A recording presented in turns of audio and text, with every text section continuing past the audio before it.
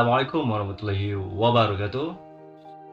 Bersyukur kepada Allah Subhanahu wa taala yang telah memberi segala kita nikmat, dan jangan lupa berselawat kepada Rasulullah sallallahu alaihi wasallam. Semoga dengan berselawat kepada beliau kita mendapat syafaatnya di yaumil akhir nanti. Amin ya rabbal alamin.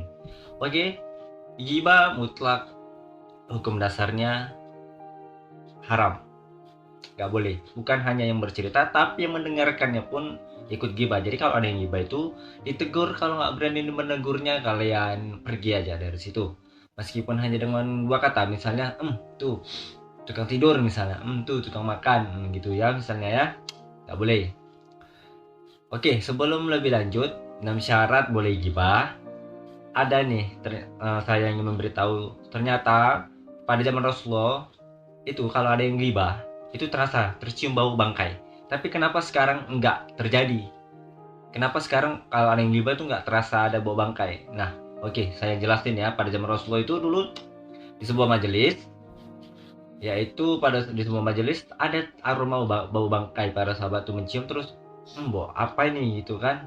Nah, ya Rasulullah, bau apa gitu nih, bau bangkai apa ini gitu kan. Rasulullah menjawab, sesungguhnya saudara telah terjadi saudara kita memakan saudaranya sendiri, artinya ada yang sedang menggibah gitu.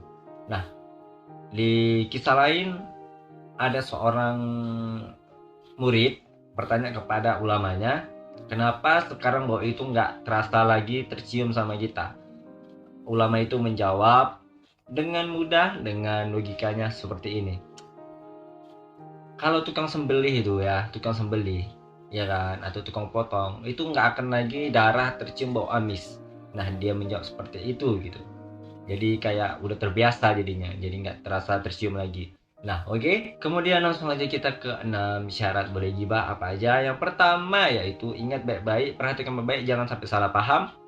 Yang pertama yaitu untuk meminta perlindungan atau meminta keadilan, gitu ya.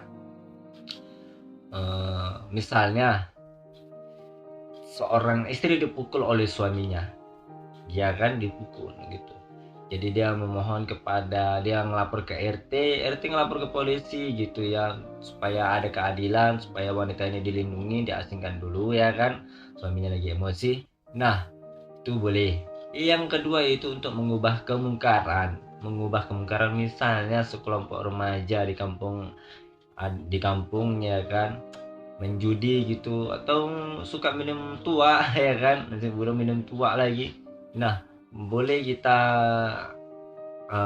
mungkin ngelapor ke RT, ke RW, ke Kepling gitu kan, ngelapor ke RT, Kepling, atau untuk mengubah kemungkaran itu, untuk menghilangkan kemungkaran itu boleh. Itu yang kedua. Yang ketiga yaitu untuk meminta nasihat atau meminta fatwa.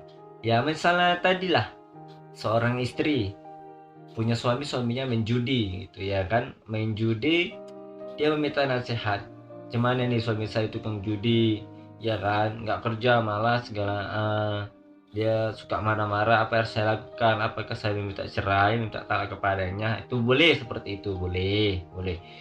Terus itu dari yang ketiga. Yang keempat yaitu untuk menasihati, melindungi kaum muslimin. Misalnya,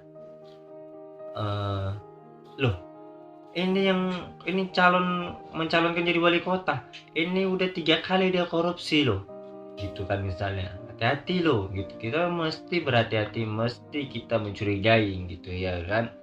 Nah, itu boleh. Di dalam ilmu hadis, kalau kalian belajar ilmu kehadisan gitu ya, itu ditulis itu terus terang aja di situ bahwasannya hadis ini palsu. Karena apa? Karena dia ulama ini seorang pembohong, atau di sini doain kenapa ternyata ulama ini punya penyakit yaitu pelupa atau pikun ya kan.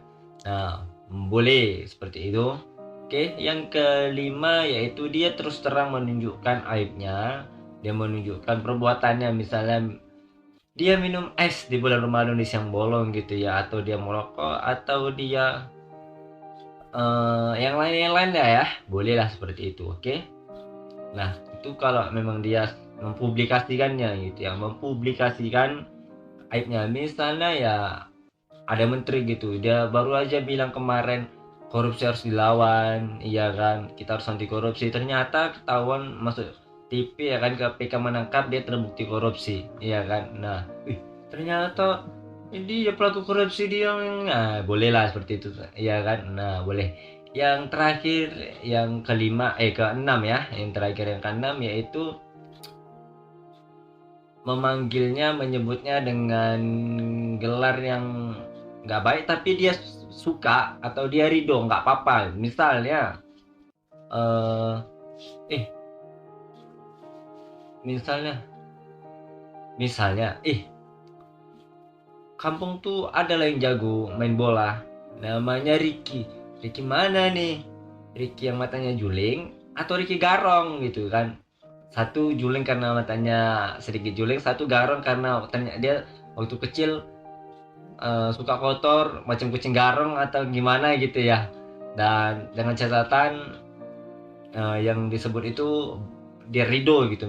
Misalnya kayak kita bertanya itu kan, alamat di suatu kampung, Pak saya mau bertemu ibunya Dadang yang mana nih, Bu Dadang pendek atau Bu Dadang gendut gitu ya kan.